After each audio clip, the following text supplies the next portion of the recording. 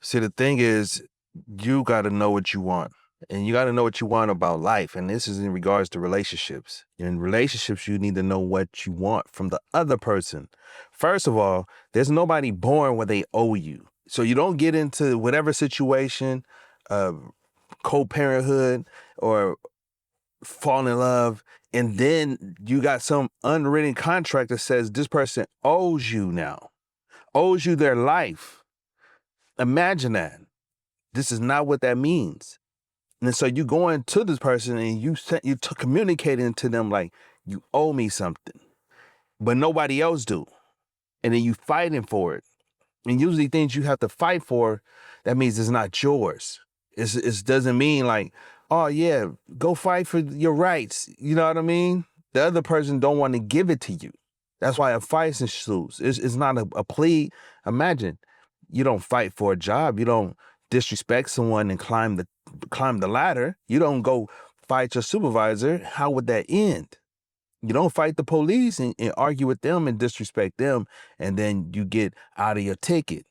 It never works. It never works. It's nowhere where you can go disrespect the waiter and get a good meal. But you think in relationships, the most important thing to you. It's your whole end all be all. You live, wake up, where's another human to be around me? Where's this human that I need feelings from?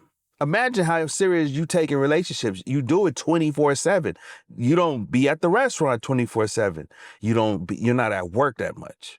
But this one you think is just given because of what? Your face? Your personality? What?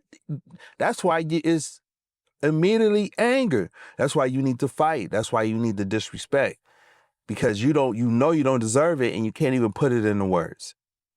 You can't even plead your case and say, hey, you should do this because, hey, I'm this for you. You don't have that logic.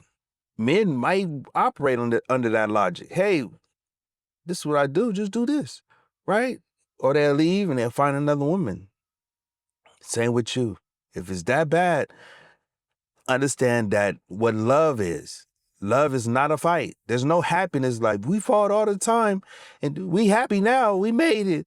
And it's like down the line, or you fighting on your deathbed, shut up, fuck you, hope you die. And then it's like, and you die. I didn't mean it. And now you in love. See, your core sense of love is off. Who you are at the very root of your personality is distorted. So your perception of love is off. The love you receive, the love you pursue, all of that is distorted. And so your life experience is you're experiencing a love that's not lovable. And now, since you have no accountability, it's someone else's fault. It's this person's fault. And you owe me love, right? Where my love at? Be a man. Where's my love, motherfucker? You don't understand what's going on. And you got to fix your idea of love at. Love is like the movies. Love is not hell until someone breaks and caters to you and bows on the ground. The most beautiful women rarely have that. You think they do, but for them to sit back and say, I'm loved, standards are dropping. The guy they don't want does that. It's very rare it lines up. The love of my dreams loves me.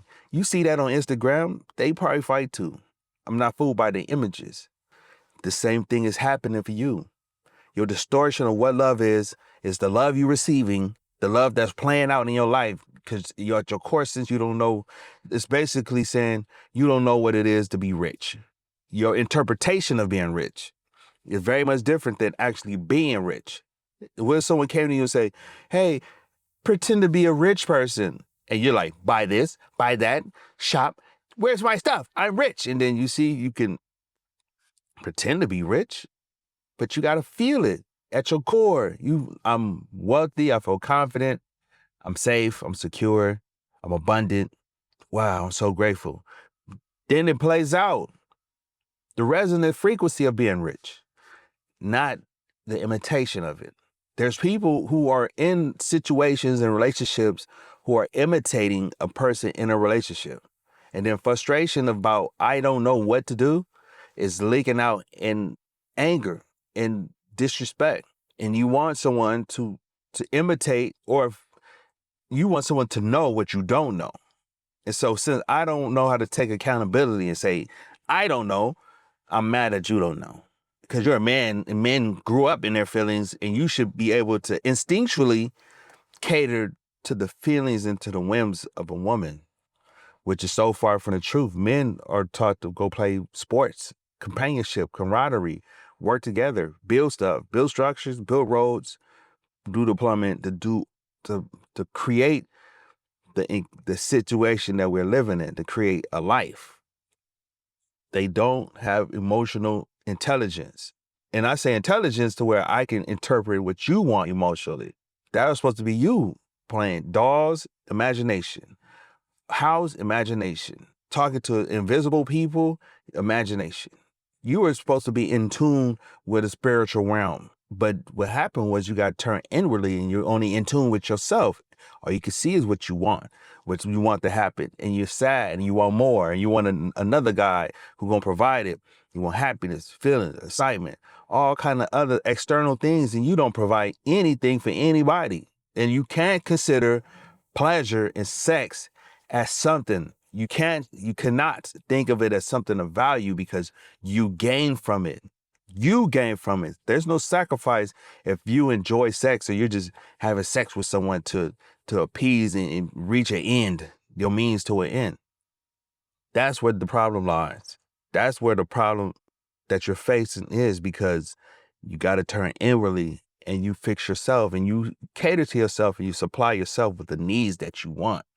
You'll feel it. You embody the resonant frequency. And as you embody the love, you feel the love, you will see it take play in the outside world. A man can imitate you. He can provide what you are. Imagine you go to the restaurant. You just saying, make me full. Just like you say, make me happy. You go to the table, make me full. Give me food I like. Okay, he brings you this. He brings you some pasta. I don't want pasta. I want food I like. He bring you a steak. I told you I want food I like, you sack of shit. And now you think the disrespect gets involved, and you're supposed to motivate him to know what you like. And you can't put it into words. So therefore you don't receive it. That's why the genie in the lamp is an analogy. What is your wish? Your 3 wishes. I want to be happy. You at the mercy of the genie at this point, where someone can just bring you anything and you will experience anything, and you still won't be happy. You understand how this being in the frequency of understanding what you want, and you talk to yourself and you say, this will make me happy. It still probably won't. Most likely it won't, because confusion exists for a reason in the female trait, and that's servitude from another human. That's almost slavery. I need you to satisfy me emotionally forever. Single man, your happiness is not even required for this. Because you can say, what do you want? You're the waiter. You bring me the food. You don't eat the food. You see what I mean? Now you're alone at the table eating. So you're alone in this life experiencing love, the love that you think you deserve. And then this person gets none. It's very spooky. You got to gain an understanding. That's my rant about love. Hope it helps.